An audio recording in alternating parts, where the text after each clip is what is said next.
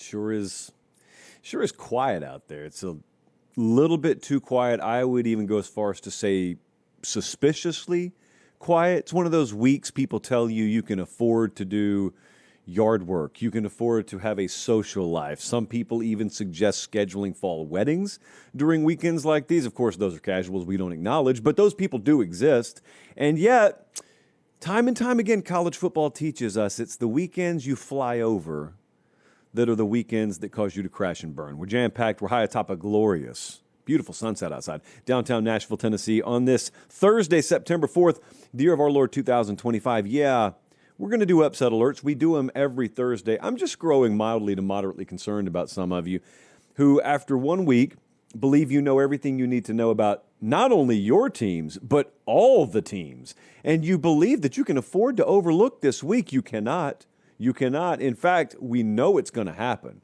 Immunity to everything. We know it's coming. We just don't know when. I am taking unprecedented steps on tonight's show. I have listened, as the future commissioner of this great sport of ours, I have listened to people complain about the JP poll, and I know once upon a time I told you we weren't going to bend on this, but I've got my reasons for doing what I'm about to tell you I'm doing on tonight's show. For the first time ever during a season, I am not releasing my power ratings. I'm going to flat out give you my rankings. If I were an AP voter, here's how I'd vote them. Not power ratings, not neutral field favorability, good old-fashioned merit. Earn it on the field. And it's going to be pretty exotic, let me tell you. September is changing. The schedule is changing rapidly. We got some huge games over the next 3 weeks, 4 weeks. Really, it's the entire season. But, dude, we got some landscape, playoff field-altering, conference race-deciding games that you don't have to wait until November for. Also, Cubelic may be on the show tonight. Jesse told me there's, what do we think, Jesse, like 55-45, 60-40, maybe 65-35 chance that Cubelic's on the show within the next 30 minutes. I don't know. Our balls are in his court. I don't know. They're watching us in Abilene, Texas, Des Moines, Iowa, where I will be sometime very, very, very late tomorrow night. Alexandria, Virginia, Sunrise, Florida. Thank you so much. Now, listen, I'm going to do something stupid tomorrow. Very stupid. It has long been my dream to be able to do some recreational activities during the fall. And what I mean by that is play men's league softball on Friday nights, but we're normally traveling. Well, we've gotten a little more flexibility in our travel this weekend, so I'm going to play softball tomorrow night, and then me and Prez, I believe, we're going to fly up to Iowa in the middle of the night. Anyway, I say all that to say this. I've got to do Friday night lines earlier tomorrow night, much to the delight of some of you who have an early bedtime. So listen here, listen up. Instagram Live tomorrow night. I'm looking at 7 Eastern, 6 Central, or thereabouts, for Friday night lines. I'm going to give you 2 more best bets on the Ramen Noodle Express on this show tonight. But those of you who think Friday night lines is a little bit too late for you, or you know you're better than the rest of us and you're out partying on Friday night, well, I bet you're not out by 7 Eastern. So check us out over there at Josh Pate CFB. And while you're there, I'm just going to go ahead and let you know. Again, we live a very stupid life around here. We get to do a lot of fun stuff. The Instagram story this weekend will be evidence of that. 2 games on Saturday, softball on Friday night. Going to be great. Okay, in the meantime, the upset alert meter is pinging all across the country. And frankly, I'm not even sure in the 6 games that I'm about to discuss here if we're even going to scratch the surface of the threat. There are shark fins everywhere. Do not listen to people who tell you this is some sleepy weekend, this is some overlooked weekend. In wrestling, what would they call this, Jesse? Like a one-match card? People are telling you it's Oklahoma, Michigan, and nothing else. Well, that can't be true because I myself will be at 2 games Saturday. But outside of that, what, just because you got a 13-point spread on a game, you think it can't happen? You checked out Alabama lately? Bama's the first one. They may not be the only ones. So let's look at some of these games. The first one wouldn't even be an upset, but you can't tell that to the college football public. Illinois is at Duke. You haven't looked at it? If you haven't looked at it, the spread that is, what do you think the gap between these teams is? Illinois, number 6 in the Big Ten odds, but ranked pretty high. Duke's number 7 in the ACC odds. What would you think? You're running your own sports book now. What would you think? 7, 8, maybe Illinois by 10. Illinois is a 2.5-point favorite there, but it's moved to 3.5. We got it the other night. This is one of our best bets. So I'm kind of talking to myself right now. I love Illinois in this game. But in the interest of talking about the upset alert meter, yeah, we got to put it at a 7. We got to acknowledge it could happen here. We're going to find out about Darian Menza. So that was the quarterback, if you'll recall, that was at Tulane last year. And then he got paid, I think the number was like $500 million to go to Duke. It's a rough estimate. And this is the kind of game that he's there for. I want to tell you something. I know it's only week 2, but I want to tell you, if you're thinking long game here, if you're thinking, how does this game fundamentally impact the playoff picture? It does for both teams. So I want you to just quickly, just think this through with me. Let's say Duke wins this game. Their 2 toughest remaining games, not for this month, but the whole year, are Georgia Tech and at Clemson. What if they lose both of them? 10-2 Duke. What if they split them? Maybe 11-1 Duke. Now, of course, they could lose other games, but I'm giving you the toughest remaining opponents as we see it. If Illinois wins this game, they got at Indiana and Ohio State at home as their toughest remaining games. Not their only losable games, of course. Like, they got to go to Washington. That'll be a very tough game. They play USC at home. That's not an easy game. But you get yourself some wiggle room. Anyway, I'm going to put a 7 on this one on the upset alert concern scale. Going to be a one to watch, though. Now, as for the goings-on in Lexington, Kentucky this weekend, you might or might not have heard that Ole Miss is in town. You probably remember that Kentucky won this game outright last year. So what are we thinking? Revenge spot, run it up, Lane. Well, if you thought that this morning, then I've got great news for you this evening. The line, I think when I woke up, was like 10.5. It's dropped 2 points today. Now, if you care about betting, that matters for obvious reasons. If you don't care about betting, you're probably still curious there, like, wait a second. That means Ole Miss is minus less points now, which means they're favored by less. Why would that be the case? Well, I got to be real with you. I don't know. I don't know to the point where I'm going to have some action on this game. But if I were to put together the case for Kentucky, they did win this game last year. They did have 4 sacks and 7 tackles for loss in this game last year. Matchup-wise, didn't go well for Ole Miss. I would go as far as to say offensive line is still something that you need to see several weeks of in terms of proof of performance. It is a team going on the road in conference for the first time this year. It's a first-year starter at quarterback going on the road. I still look at it and I say, I got to see it. I'm putting a 4 on this. Everyone that I've seen is circling this game. Be careful, Ole Miss. Be careful. How about Kentucky? Be careful. This is the Zach Calzada-led Kentucky Wildcats. They got outgained by Toledo last week. I don't often say these words, but man, there's no way this is going to happen. Is that the general consensus out there? I know it is. I know everyone thinks that. And yet, obviously, someone with a ton of money is betting on Kentucky here. And sometimes, oftentimes, when that happens, it gets my attention. I'm looking at it this time saying, I hope you enjoyed your money. You're going to be parting with it soon. Don't embarrass me, Lane. Next up, boy, oh boy. Sometimes the Sarah McLachlan special sneaks up on you. Other times you can see her from a mile away. And I really think she's going to be coming to us from Eugene, Oregon this Saturday. Oklahoma State at Oregon.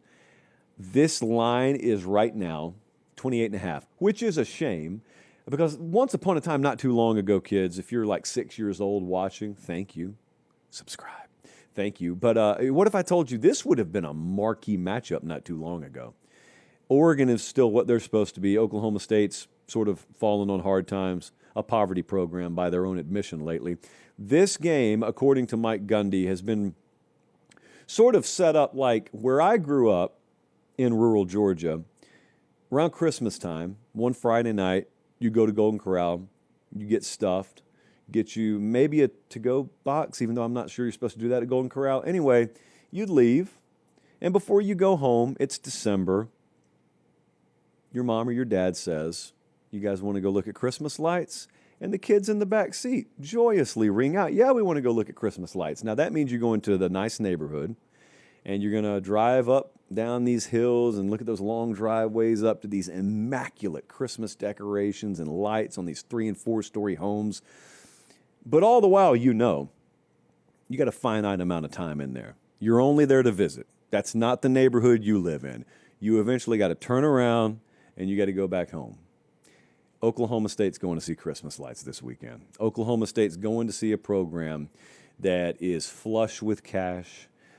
They spend to win up there, and it's been talked about a lot this week. If you've missed it, the sniping back and forth. Lanning just popped 2 more Zens in to talk about it while I've been doing this segment. So I can tell when Dan Lanning's about to run it up on someone. They're about to run it up on Oklahoma State. Oklahoma State's quarterback, I think, is hurt too. So 1.5, kindly right now, 1.5 is my concern for this game, which is to say I'm not concerned about it.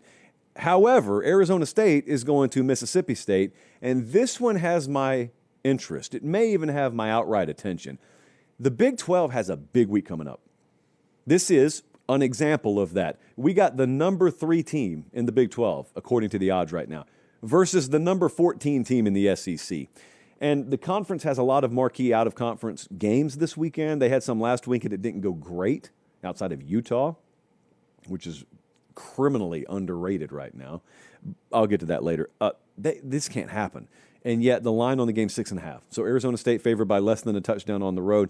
Arizona State was very isolated in offensive production numbers last week against Northern Arizona. Of course, they didn't open the bag against Northern Arizona. But if they get on the road here in cowbell country and Jordan Tyson gets limited, do they have the depth of playmaker? Do they have the depth in the wide receiver room? Can they run the ball consistently here? Because Mississippi State, with a healthy Shapen, is a pretty solid team. Not upper echelon in the SEC, nothing like that. But I keep thinking back to that Arizona State game last year. Your eventual Big 12 champ last year goes on the road to Texas State. They eke out a win. And that number was small, too. I think this is going to be a fight. 4-quarter fight. I got it at 8.5 on the upset alert concern meter. It's the kind of game where just not many people are talking about it. But if the upset happens, everyone's looking saying, oh, who saw that coming? Well, why not you? Why wouldn't you know? Why wouldn't this be on your radar? Because you fell for the casuals telling you this is a sleeper week. That's why. USF is going to Gainesville. USF, Alex Golish, has made sort of an early career down there out of playing SEC teams tough. Did it twice against Bama. I think he's played either Florida or Miami and did it tough with them too. They just beat Boise. They're on extra rest, a couple of days extra rest. Here's the way I see this game going. I don't think Florida is just going to blow them out wire to wire.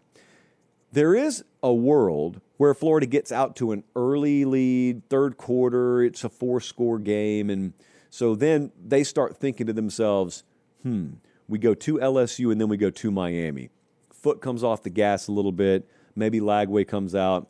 That's just for point spread purposes. That's how the backdoor cover would happen, but that's not what we're talking about here. We're talking about, can USF win the game outright? There's a path for it to happen. Yes, there's a world where that happens. I got it at a 4.5 on the upset alert concern scale because I do think that Florida is athletically totally different caliber, obviously. I do think that they're dynamic enough to where this doesn't actually happen. It would not shock me at all. If you're getting text, if your phone's getting blown up wherever you are, midway through third quarter, late third quarter of this game, hey, bro, turn on the USF Florida game. You seen what's happening here? Would not shock me. I'm going to put a 4.5 on it. I am paying attention to it. For the record, I would lean South Florida plus the points. And one more game, Friday game here, James Madison at Louisville. I don't know. We already bet it this week. I like James Madison to cover. I've got a solid 7 on the upset alert concern scale here. Now, the line's 14.5, and I actually like Louisville. I'm just worried that they haven't gelled yet. It's a portal-heavy team. Miller Moss had 3 picks last week, I believe, against Eastern Kentucky. They ran it well. James Madison, that is, ran it for 300 last week against a high school, but nonetheless ran it for 300. Weber State is the name of the high school. James Madison is always one of the best G5 programs. I'm not pretending to know what they have this early in the season. I don't think they do. But we do have one of their grads on staff, so we constantly get fed intel. That's not true. But we are kept up to date about James Madison. I would keep a close eye on this game. If it dive bombs you out of nowhere, I think it may be Louisville, Kentucky, where it happens. So I have a strong eye, both eyes, on that game. You can get to any of them. Fuel up at Quick Trip, of course. You can get to any of them. I almost said the wrong tour name again. The Fall Don't Lie Tour is on the road 2 stops this weekend. We're going to be in Ames, Iowa for the early kickoff, Iowa versus Iowa State, and then we will make our way down to Norman, hopefully well before kickoff, of the Michigan-Oklahoma game. Looking forward to seeing a lot of our friends in both places. But it's going to be a great day. Would not be possible without Quick Trip. They should send us some cold brew to have with us. I don't even want to stop for it. I just want to have it. Of course, we have to stop eventually to fuel up. We're not driving from Iowa to Oklahoma, but you know what? Some of you may. Not all in one day, but some of you may. Whatever the case may be, wherever your journeys take you this weekend, make Quick Trip one of the stops. We appreciate them. They are the exclusive fuel provider of every tour virtually that we've taken over the last few years. There's no virtually. Every tour we've taken over the last few years, and we appreciate them so much. One more just quick note before I get to why a lot of you are here right now. Now, some of you may be here for Cubelic. I don't know. There's no guarantee he's even going to be on the show, so be careful with that. I do have my top 25 coming up in just a second. Some of you saw that, and then you asked about the thing that I did with Colin Cowherd. Yeah, that's another partnership that we've entered into. I'm going to do something with Colin weekly over on his channel. Yet again, it doesn't impact this show at all. Yet again, it doesn't change anything about this show. Yet again, everything remains the same on this show. So most of what we planned has now been brought to light about our content strategy for this year. And as you can clearly see, the show's still here. We still own it. Same schedule, same vibe, same everything. Same little coffee mug over there, which is a relic from my wedding, by the way. Finally got ourselves one. I didn't even get one of my own wedding gifts. I had to barter with someone. Not the way it's supposed to work, but it worked that way. Anyway, so we got to deal with, we got a partnership with Bussin' with the Boys. We got a partnership with On3, partnership with Yahoo, partnership with ESPN, partnership with Colin. We are taking college football to every corner of the earth that we possibly can. And I don't know if you saw the rating for Ohio State, Texas, and Bama, FSU, and LSU, Clemson. Are we responsible for it? I can't say no. No, I can say no. But we're happy to be a part of it. We're happy to be able to talk about it. All right, here we go, Bradley. Eyes on me right here. I have to release my rankings. I feel like I have to do this. So here's the deal. I never do rankings. I only believe in power ratings. I've never really cared about rankings all that much. But in the power ratings world, it's all about neutral field favorability. I put out the JP poll every week, and every week it confuses people, but I explain it, so if you're confused after that, it's up to you. You don't have to agree with it, but, you know, it's kicked over an ant bed that's a lot bigger than I was ready for this year because our show's gotten so big that there's so many new viewers and listeners that the JP poll, when it's put in front of them, doesn't make sense. And I really feel like we've reached a tipping point where if that is the only exposure that someone's getting to our show, it is sullying the good name of our show before they ever give us a shot. So what am I going to do about that?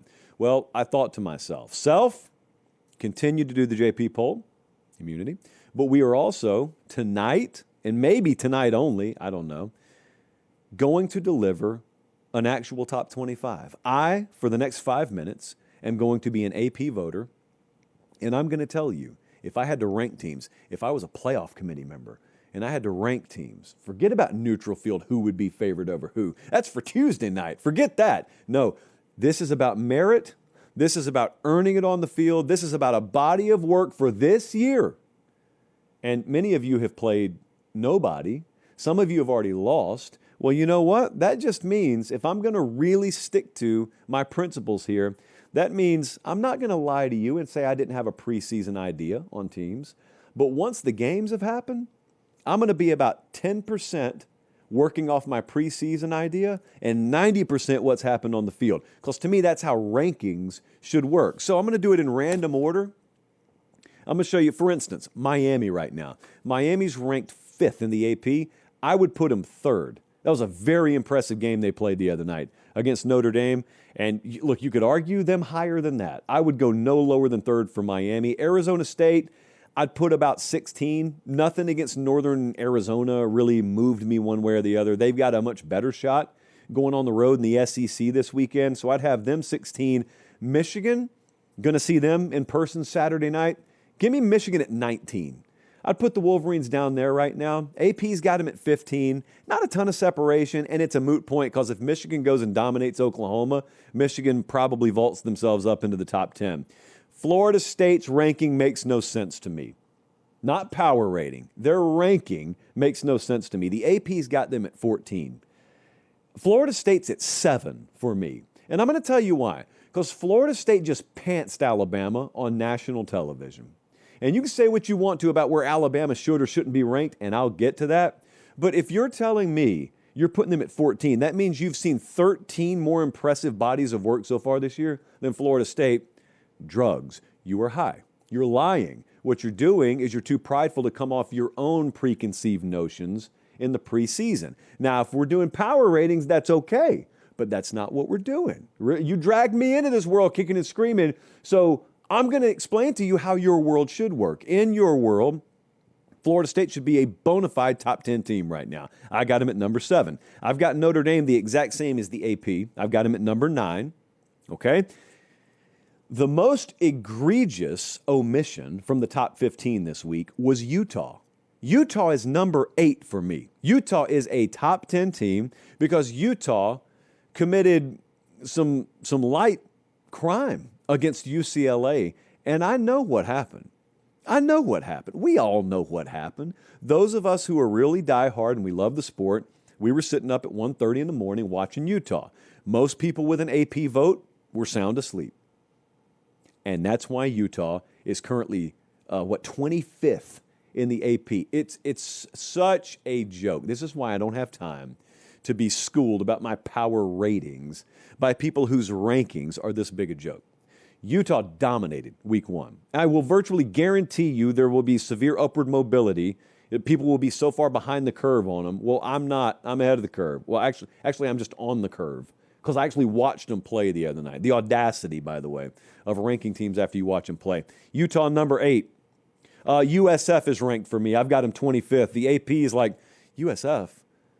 What? They played already? Yeah, you know who they played? They played the team every single one of you were picking to go to the playoff from the G5. Why do I get the sneaking suspicion, by the way, that if Boise would have won that thing by 3, they'd be ranked? But since USF won going away, they're not ranked. I'll tell you why. Preseason rankings. Nothing wrong with preseason rankings. Remember, I don't even do rankings except for this right now. But I've always told you, I got no problem with preseason rankings. But you got to be able to come off of those rankings once the season starts. You got to be able to keep about 10% of your preseason belief, and first few weeks, 90+% of your guidance should be based on what's happened on the field. Well, they convincingly beat a playoff projected team in Boise State. So they ought to be ranked. So they are for me. I've got South Carolina number 10. I've got them the same as the AP does. I've got Ohio State number 1, the same as the AP does. So I don't have much disagreement there. I know there was some talk about whether Ohio State should be 1 or LSU should be 1. If I'm ranking teams, guys, this is not that difficult. That team just won a national championship. They just took on an elite opponent, high-level opponent, and they beat them and led 14-0 in the fourth quarter. Like, until someone knocks them off or they look extremely vulnerable or someone else just looks above and beyond dominant, don't overthink the room. Ohio State's the number 1 team in the country. Ole Miss, I've got 5 spots higher than the AP. I've got Ole Miss at 15. I think the AP's got them at 20, right, Jesse? They went up and down the field on Georgia State. They got some impressive athletes. And I was watching that because we had Georgia State plus the points, and that didn't go the way we wanted it to. They ran it up on Georgia State. They go on the road this week to Kentucky. It's the kind of game where they have everything to lose and virtually nothing to win because they go smoke Kentucky. People will say it was Kentucky. And then if they don't, they'll plummet because they lost to Kentucky. I think they'll take care of business this week. I believe in them. Elaine, I believe in you. Again, don't embarrass me this week. LSU, number 2 team in the country. AP's got them at number 3. LSU just went on the road. Not only did they win a game on the road, actually, if you just watch the game, you understand there were a couple of calls that kept that from being a game where LSU won with margin on the road in the building of the preseason ACC title favorite. So, yes, LSU way up there, number 2. I got Oregon the same as the AP. I've got them number 6. Here's another team that not a lot of people watched last week, Tennessee. Tennessee was impressive to me. If I'm going to sit here and question Tennessee in the preseason, and then some of the things I questioned are strengths of their week 1 win over Syracuse, I'm rewarding that. I've got them number 13. The AP has them 22. Look, I will guarantee you that the game against Syracuse happened, and not a lot of people watched it because it was in a window where other big games were happening, and people just looked and said, okay, well, they beat Syracuse, and that's not a big deal. Their offensive line, the quarterback play, defensively, just so many things I had question marks about Tennessee on. 1 game sample size. I know that's all we have to go on. We're not projecting with this. This isn't power ratings. This is rankings. Tennessee's 13. I don't know why people aren't higher on them after their week 1 performance. Very impressive. Texas. All right, what do we do with them? I dropped them a fair amount because I've got to go on body of work. And the body of work for Texas right now is a loss, but it's a loss to the number 1 team in the country. Fair. They did rally back. They gave themselves an outside shot to win it late, but that offense was shaky. Matt Patricia will do that to you, as it turns out. I put Texas at 11. I put them a little bit lower than the AP, which has them at 7. And it doesn't matter what you're ranked, obviously, and plenty of opportunities to rebound. But I got to come down on you pretty harshly. When you're as anemic offensively as that, when you can't get it done inside the 10-yard line again, it's a lingering issue that we saw crop up last year. I'm going to put Texas at 11 right now. Iowa State, I'm pretty in line with what the AP thinks there. They've got them 16. I've got Iowa State 14. We will see them in person Saturday morning, Central Time, against Iowa. You might be wondering, oh, man, when's Bama going to pop up? When's Bama going to pop up? I don't have them ranked. Alabama's unranked for me. The AP's got them 21. Why would I rank Alabama? There are 25 bodies of work better than Alabama's right now. Indiana, I don't have ranked. I saw them struggle to put Old Dominion away. Took Old Dominion in the points, by the way, if you were listening on Friday Night Lines. The AP's got them 23rd. Not a ton of disagreement there, but I don't have Indiana top 25. Oklahoma is very, very conflicting for me because in the JP poll, I'm high on Oklahoma. Well, the model is, at least. And I picked Oklahoma to beat Michigan this weekend, who I have ranked 19th. But I do not have Oklahoma ranked. I think I have them 26th. So just outside the top 25. They're coming off a bad year. Remember, it's tough for me to reprogram my mind to talk like this. But in rankings terms, why has Oklahoma earned a top 25 ranking? They came off a bad year. Yeah, they made moves. And if I'm predicting, I will predict Oklahoma to be a top 25 team. But they couldn't run the ball last week. Against Illinois State, they struggled to run the ball. Mateer looked good against inferior competition. But, hey, I could say that about him at Washington State. I've yet to see him against legit competition, which happens this weekend against Michigan. But I've got Oklahoma just outside the top 25, and the AP has them 18 right now. Penn State, AP's got them 2. I've got them 4. It's just I've not seen them play anybody. I just saw what Miami and LSU and Ohio State did, so I'm rewarding those 3. It's not a punishment on Penn State. They've got plenty of opportunities coming up. I've got USC ranked 23rd. I've got USC. This is arguable. Like they could be 23rd. They could be 26th. I think that there's, again, a little pulse out there, maybe a little more pulse than the public is ready to admit. They scored like 147 points week 1 against a high school team. I got USC 23rd. You can debate that. That's fine. Georgia, I've got 5th. The AP has 4th. No real difference in opinion there. Illinois, I'm with the AP on them. So there's a lot of agreement here with the AP. I've got Illinois 12th. The AP has them 11th. SMU, same deal. I got SMU 18. The AP has them 17. I also agree on Texas Tech. They're at 24th. All right, here's one that will probably be a little controversial, but I just think it makes perfect sense. If we are ranking teams based on their body of work, why is Clemson number 8 in the country? Clemson got stoned in their own building. A game that honestly on the scoreboard was a lot closer than maybe it could have been or should have been at the end. That was dangerously close to LSU stretching that thing. And I got Clemson at 21. That is not that impressive a showing at all. I think their offense is very limited right now. There's a ways to go for that team. So I'm divorcing myself of preseason expectation. Doesn't matter what I thought about Clemson preseason. This is the rankings world, right? This is how it's supposed to work, Jesse, right? That's what y'all told me. So if we're going based on what we've actually seen, Clemson's not a top 15 team. They're number 21 right now. That's where they're parked. Be happy to be ranked. You did play my number 2 team. I will grant you, you could have scheduled a cream puff and won by 40, but yet you didn't, and you lost. So you're at 21 right now. Let's see. Florida, I'm a little bit lower on than the AP. Obviously, the JP poll would disagree, but I've got Florida 17. AP's got them 13. Let's fill this out, Bradley. I got A&M 20th. AP's got them 19. I've got Georgia Tech ranked. Georgia Tech committed the crime of playing too early. They go out to Colorado. They turn the ball over 3 times in the first quarter and still win the game. I think Georgia Tech's impressive. Haynes King may not survive half the season if they play him like they did the other night. So we're going to work on that. But I got Georgia Tech ranked. So, I mean, I don't get what's so difficult about this. As far as I can tell, rankings are judge a team based on merit instead of what they would be favored by against who on a neutral field. This seems very easy. People are making it very complicated. I don't know why. I don't know why at all. Academy Sports and Outdoors. Again, very, very simple. This is the place that you can go if you need, let's say, camping equipment, grilling equipment, tailgating equipment. You can go to Academy if the little ones are about to get involved in fall sports. Yes. If you just need a new pair of boots, if you're ready to go fishing, all of these things, all of this equipment can be found at Academy. If you can't get there in person, sounds like a crisis, right? No, academy.com has your hookup. And so they have been a longtime partner of ours. We appreciate Academy. I'll go as far as to say we love Academy, and they'll love you, whether you're there in person or online.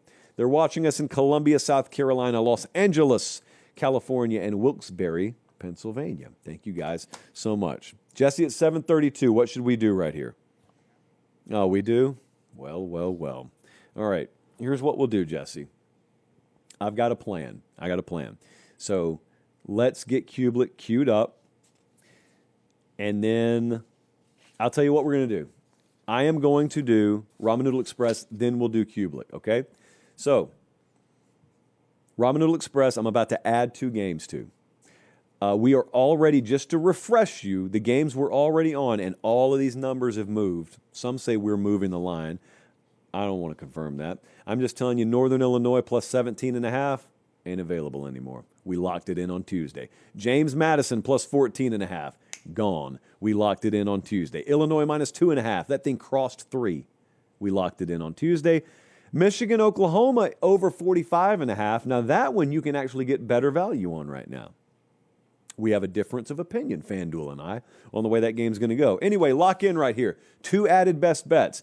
Ole Miss. I cannot believe this number is coming down to us. Ole Miss minus 8.5. Yes, it's the squarest bet in the world. I couldn't care less. People are overthinking the room on this. They're winning by double digits against Kentucky. And Louisiana Tech is going into Death Valley. I guess they won the bragging rights last week, so the real one at LSU. LSU's going to win this Saturday, convincingly. I just don't think by 38 or more. So Louisiana Tech plus 37.5. That's another game we're on. All of those numbers available at FanDuel. FanDuel, the exclusive odds provider of our show. They present the Ramen Noodle Express. They present Friday Night Lines. Got a profit boost on the Michigan-Oklahoma game, by the way, this weekend. So just make sure you're checking it out over there. If you don't bet, that's fine. It's very interesting to just go peruse, watching that line movement right before kickoff, who's expected to win, which totals are dropping, is there bad weather?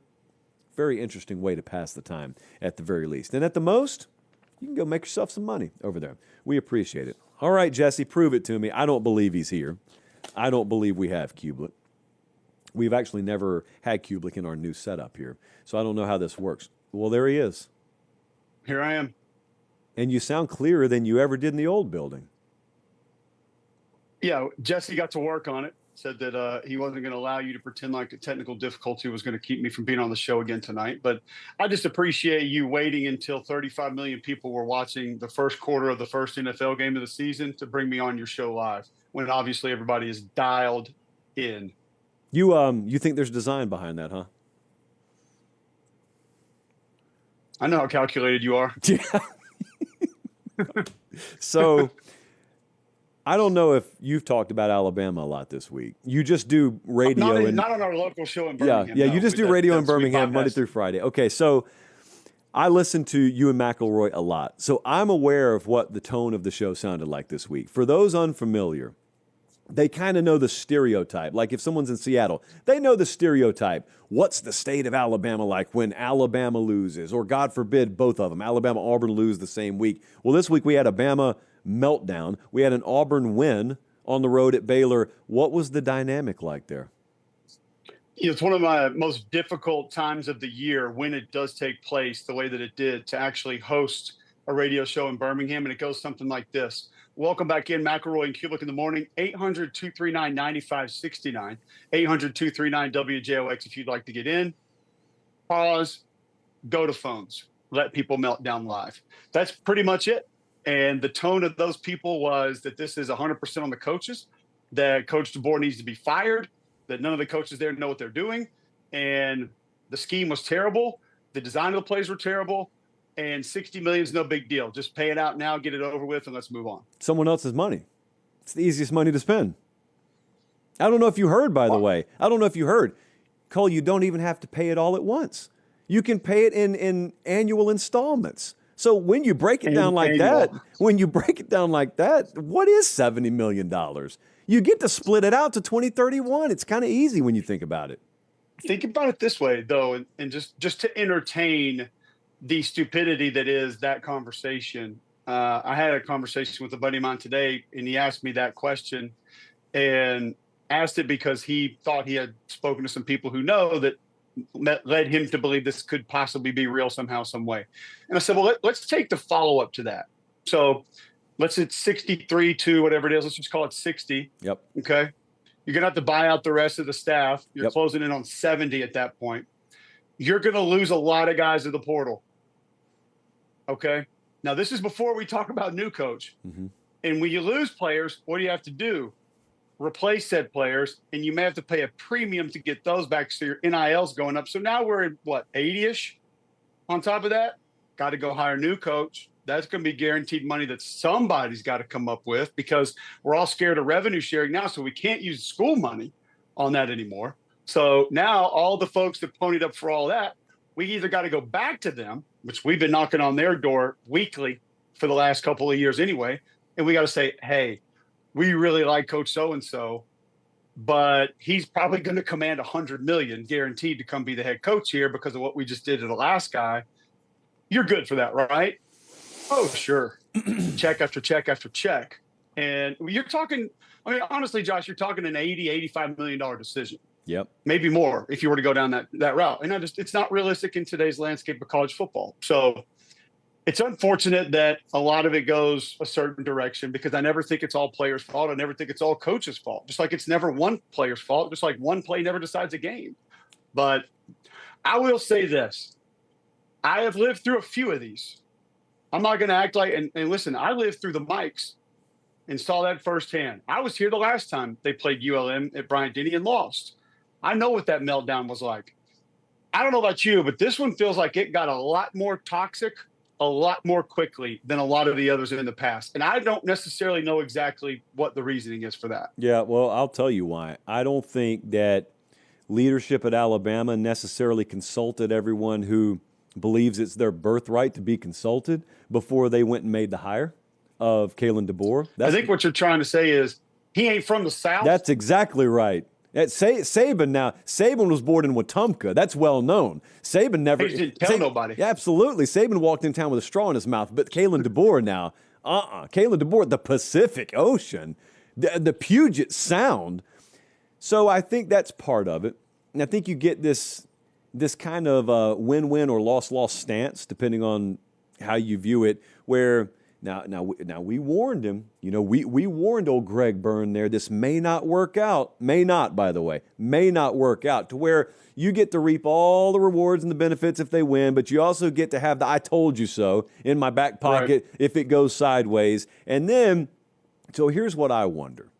And for anyone who's curious about what we're talking about, it is a bad time in the state of Alabama right now. There's been a lot of talk about boosters unhappy and hey, the unrest is real. You know, that's what people keep telling me. It's not made up, it's real. I don't doubt it's real. You know, manure is real when I pass a cow pasture. That's real. It's there. I'm not going to do much with it, but it's real. But I will ask you this, and anyone, I guess I could just speak into the void. So let's say Cole Cubelic is the biggest donor they have. Let's say your picture is hanging up in the Malmore facility there when you walk in, and everybody just steps to the side when you stroll across campus. That's how big a deal you are. I assume you want Alabama to win. I assume that in your heart of hearts, a perfect Saturday is you're up 42-0 in the fourth quarter and the starters are coming out and you want to see championships and blah, blah, blah. Do you think it's best accomplished by running your mouth to writers and having them anonymously citing you, talking about how we're ready to make a move if he doesn't get the job done, or maybe keeping that in-house? What do we think gives the football program a better chance to succeed? Because I keep looking at this and how laughable and how much of a circus it is from the outside. And I don't necessarily think some of the clowns inside the circus really realize that. Well, we have seen what it looks like when it's the part that you're describing about 2.5 hours west. Yeah. One coach ago, when a lot of folks decided it would be best to go to certain writers and make up certain stories and have those printed and have those on message boards. And it ended in an ugly divorce. And all of a sudden, everybody thought they were loving what they had up until last Friday night. That was on rocky terms. So I personally would want it all to stay in-house as much as humanly possible, because I would want to be able to fix the problem that I potentially caused. I think, you know, like I know, egos don't allow that to happen, and it's never going to be the reality. So this, one of the biggest possible downfalls of this entire switch or replacement was the amount of people that had not had their tentacles on that place or in that place that were going to be able to at least attempt to do it and maybe get back inside there. Because I've said it for a long time, Josh. I think you and I have talked about this. The greatest accomplishment Nick Saban had at Alabama was stiff-arming certain people out of there and removing their control. And he didn't do it to them individually. He went to the administration and said, get them away or it's not going to work. And that's it. Bottom line. So stay away. Let us do what we do. You help the way you help, and we'll move on and win championships. And they did. No other coach has been able to do it to the effect that he did. I would imagine that Kalen DeBoer struggles with a lot of people that now feel like, well, Nick's gone, so I deserve my time to be back in there. And it's not necessarily comfortable to have to manage that, especially now with NIL, and you need the money that those guys can provide, and you probably need it more times than you ever need it annually. It's tough, but you're not going to be able to keep them from keeping their mouths shut and getting their way. I'm not just referencing Alabama here. I'm referencing Mega Booster in general at big program. They're all going to want to get their message out through certain people. It's just, it's how they operate. It is, it's amazing. So I've talked to you about this, but I want to talk to you about it on the show. So that was like a sledgehammer to the face. The result was like a sledgehammer to the face. Hold on. I got to go back real quick. I forgot to do this. It's not necessarily rough times in Alabama right now, because I mean, Auburn did just run for 300 against Baylor on the road Friday night, so it's not all bad. Trent Dilfer did win his opener. You know, that's not an undersized Baylor front. I was told that was a front that was ready, willing, and able to take on the task, and then the task found them, and not so much. So if you're done interrupting, I do want to talk to you about the Alabama outcome itself, because that was a sledgehammer to the face to me.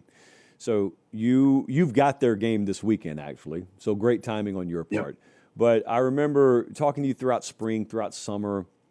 You go over there and watch them practice. I go over there and watch them practice. We both talk to a lot of people who watch them practice. Was there ever any inclination, forget about any one person's viewpoint, collectively, people you trust, was there ever any inclination that any kind of threat of what we saw last Saturday was on the horizon? Because I will tell you the feedback I got. It was swift and it was immediate. And that was, don't you feel like an idiot now for saying what you said about your observations when you watched them practice and the vibe that you got from them? Look, I fully admit, hey, man, I could whiff.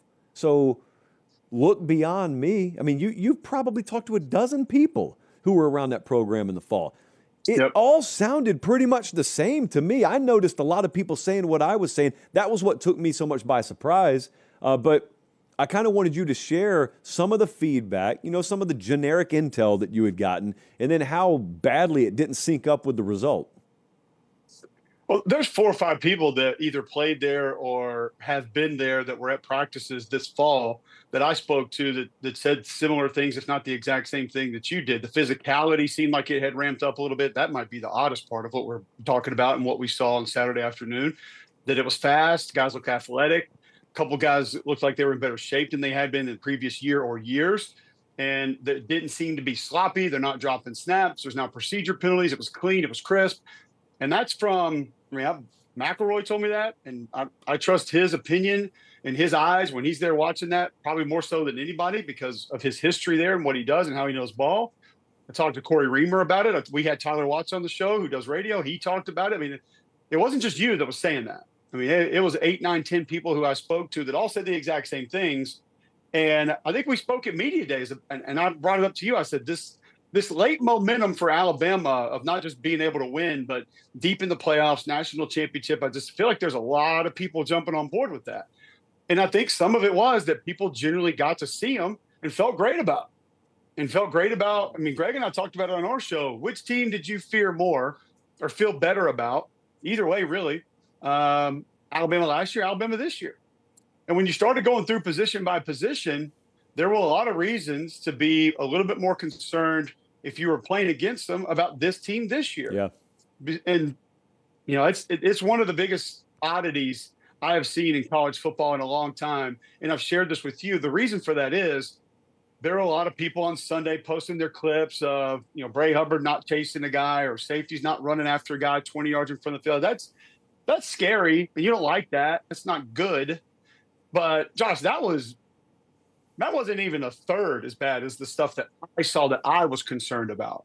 And the things that I was concerned about was the lack of physicality and the fact that Alabama absorbed for almost 4 full quarters of that game. And by saying that, what I mean is striking their opponent from the defensive line position, from the linebacker position, from the safety position, striking their opponent from the offensive line, tight end, running back position.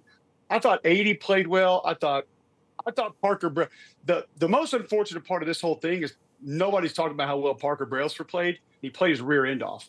And Jeremy Bernard also did. And that's about it.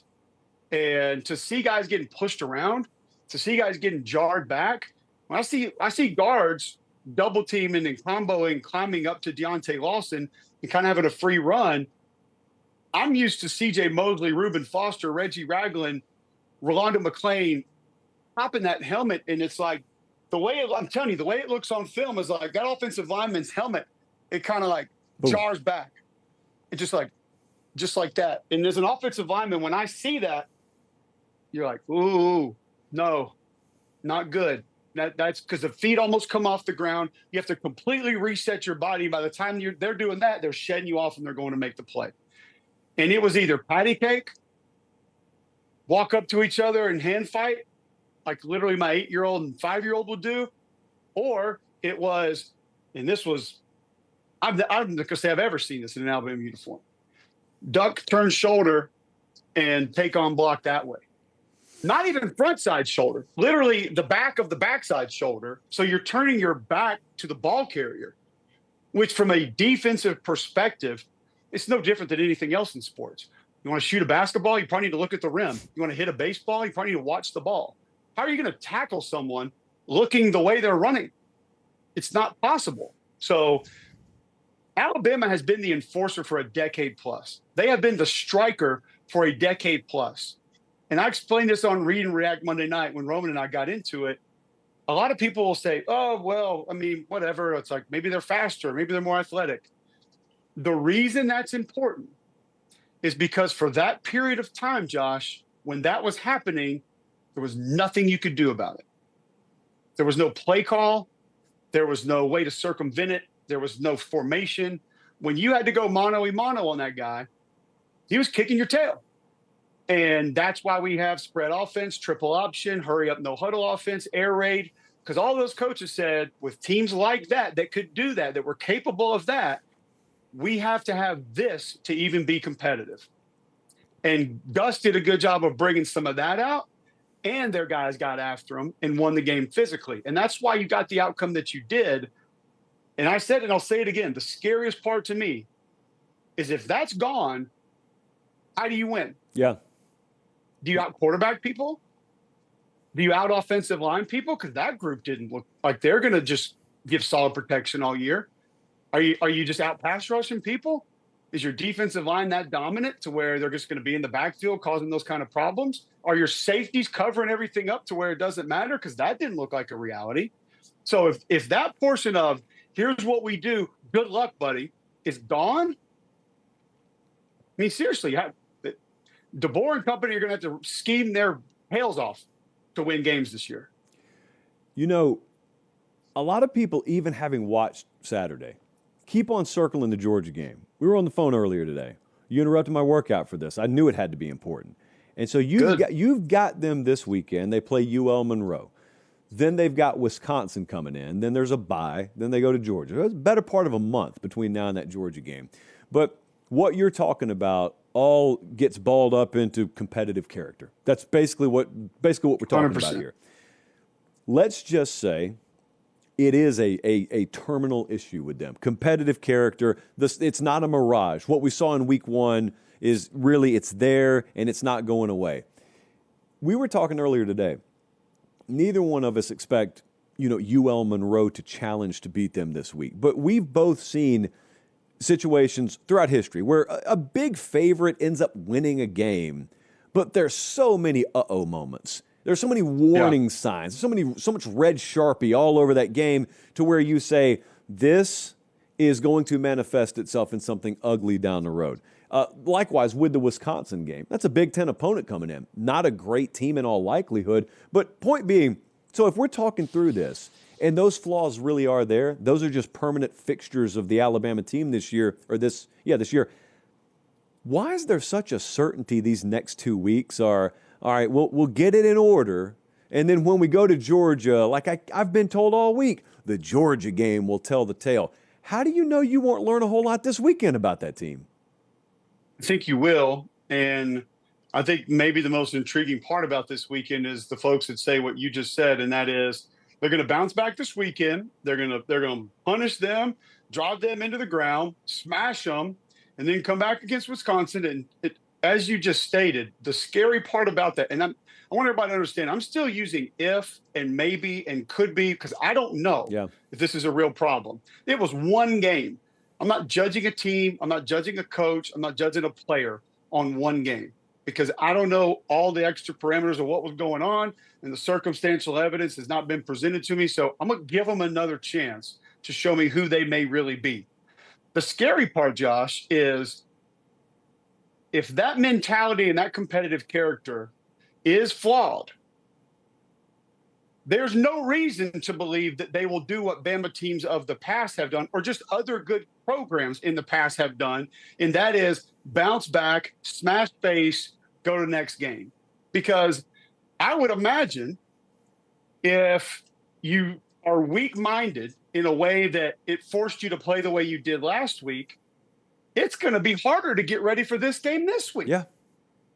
Because no one likes you right now. And everybody's telling you how bad you are. And no one's liking your posts.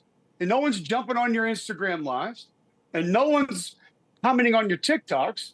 And you're sitting there thinking, what is happening? So that to me would be more concerning than any of it if, and it's a big if because we don't know, that's what's going on and that's a real problem right now. Well, I think we find out this weekend if that is a terminal flaw or if that was something that they allowed to creep in. And it's not just that day, because if it happened that way, it creeped in during fall camp. Yep. And it prevented them from excelling the way that they needed to be competitive in that game. They didn't fall apart on Saturday morning in Tallahassee. That happened in fall camp and prevented them somehow, some way from being able to put up a better fight than what they did against Florida State. So that's the glass half empty part. But you talked about using the word if. I've tried to be very careful to do that this week too, because you never know. You don't have revisionist history on your side. You don't have benefit of hindsight. We're not sitting in December judging week one. We're in week two judging week one. So September's going to give us a lot of context on what week one meant. Florida State may be a top 5 team for all we know. I want to ask you this, though. How much would it shock you, scale of 1 to 10, if you fast forward to December and that team's in Atlanta playing for the SEC championship anyway? Shock me, no, but I would be surprised. I would too. Because here's the hardest part about it. Take the exact conversation that you and I had at SEC Media Days when you perfectly laid out the scenario of the difference between 5 and 11 or 12. Yeah. Again, here's another if. What if we just threw Alabama and Texas into that race? And all of a sudden, there's 2 more teams in there, and it's literally 3 through 12 or 13 are all the same. And you got to fight that uphill battle the entire season and essentially play flawless football to even be in the mix for that.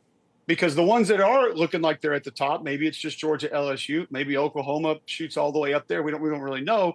If one of the other 2 teams does, you're still going to have to play more teams than a lot of people thought could even be in the mix for an SEC championship game berth. So I think now the thing that would surprise me the most is, though, it appears as though we don't even have 4 teams in that upper quadrant of the SEC. It's probably a lot more crowded in the middle than we imagined at Media Days, and we thought we had never really seen it that crowded before since we've been watching football. So that would be the part that I would look at and say, I am surprised they ran through that. Shocked? No, they still have takeover players. They still have players that can dominate a game, and they still have a great coaching staff, and they still have depth that some other teams don't have. So to be able, the things that can be repaired there are easily repaired. Proper pass sets, not getting beat inside. Now, you can't change your agility and lateral movement, which I've been trying to tell people the whole offseason. Just because PFF says the guy's the first pick in the draft, calm down. He hasn't been through 2 consecutive spring balls, and we just think he's better magically. Like, this ain't Lucky Charms. Things don't just happen. You earn things in football. But they still have guys that can go out and be dominant. Take the first series of the game. I mean, I posted like 3 clips from the first series. Like, good Lord, they've got that D tackle 7 yards downfield. I might have just done that with the whole game. But the game was obviously one that wasn't going to allow them to play that way because of what Florida State was doing offensively. I would be surprised, but Josh, you know this. There is almost nothing that can shock me in college football these days. Yeah. I mean, literally. We've seen more in the last 2 years than if you and I wrote a movie script, we've been laughed out of Hollywood. Yeah, you also never know. Guys are telling their coaches they're not playing in games and they're starters after 4 games. Take that somewhere else. Interesting. You also never know when a new normal is setting itself. You never know when you're in the process of a new normal happening. Like that's a scary thought right there. Well, you just never know. Like we're talking about pretty much non-negotiables, terminal this, terminal that. Well, that's because your entire life playing and watching this game, my life watching this game, there were a lot of things Alabama exhibited last week that if you see that, that's just going to be a problem that's going to derail any chance you have of doing this or that. Well, that's based on history. That's based on certain pillars of college football throughout history. You never know when the things that win and the things that can be tolerated or the things that really matter and are really correctable and aren't, you never know when that's being rewritten right in front of your face. Like, I remember when Ohio State lost that game against Virginia Tech that year. They go on to win the national title. And people were sitting there after week 1 saying, how overrated. I mean, this is a historically overrated team after week 1. They go on to win the title. I'm sure there were conversations at that point. pointing to this, and this, which will be a terminal flaw in this team, and it will keep them from going on. Now, we were probably talking about schematic-based things instead of things from the neck up, things in here maybe, like we're talking about with this Alabama team. But I'd be surprised by it. Shocked, though. I hadn't seen the rest of these teams get pushed yet.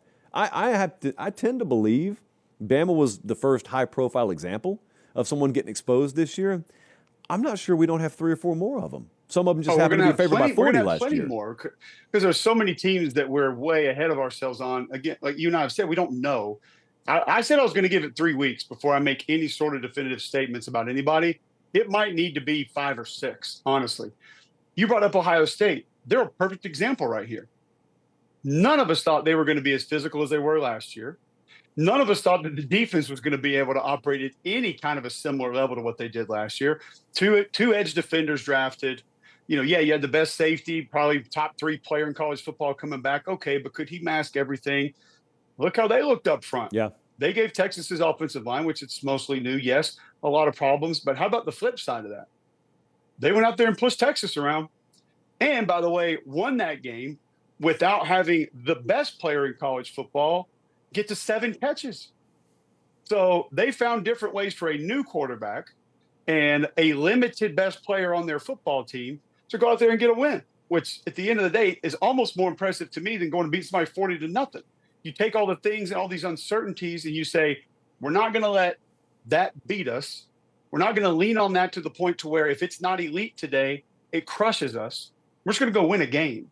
And that's what Ryan Day did. And so that's almost the flip side of what we're talking about right here is the team that everybody looked at and said, no, probably not. I can't see it. Definitely no. And they went out there and got a big yes. Yeah. All right. Cube Show. We're doing it again this year, right? We're doing it. We're doing it. Tell people where they can Some find guy it, commented on the SEC preview that we did. He's like, this fool says he's going to watch every game and tell us what happened. We only been doing it for 3 years. Yeah. I mean, sorry, guy. So Cube Show, that's how you find it. Yeah, it's there. It's out there somewhere in the interwebs. It's this guy's podcast. It's out there. At Cube Show on socials. You can follow it there. Please subscribe. I think we're up to 17,000, of which 16,500 can contribute directly to you. Do you think 20K by Halloween? Like, is that what we're aiming for right now? I feel like that's a stretch. We've been moving slow here. No. In the off season. We're going to figure it out. All right. Look, we're going to do this. If your internet works and my truck works, we're going to do this the entire year. So I appreciate you. Thank you as always. I will say the advantage we have getting to 20,000 is we didn't take 4 weeks off before the season started. There you go. Just do some film study. That's what everyone tends to be doing these days. That'll work. Goodbye. Have fun in Tuscaloosa. Goodbye. Okay. What do I need to do, Jesse? Oh, that's right. All right. Listen, tomorrow night, I'm going to be earlier than normal, 7 Eastern, 6 Central, doing Friday Night Lines, Instagram Live, at Josh Pate CFB. That is proudly brought to you by FanDuel. The Ramen Noodle Express as well, proudly brought to you by FanDuel, the exclusive odds provider of our show. We appreciate them. They power a lot of our numbers. They were the way that we knew earlier this week that the JP poll was right. Amongst all the haters, torches to the left, pitchforks to the right, FanDuel comes in and says, nope, you're right. And that's all I needed. I appreciate you guys so much. We've got a very, very busy weekend coming up. We're going to see you guys at Iowa State. We're going to see you at Oklahoma. I again, strongly encourage that Instagram story is going to be very lively at Josh Pate CFB. Make sure you're following. For Director Bradley, Producer Jesse, I'm Josh Pate. Take care. We'll be here Sunday night to react to what I think may be a volcanic Saturday. So hang in there. Hope it doesn't victimize you. We'll see you Sunday. Until then, take care. God bless.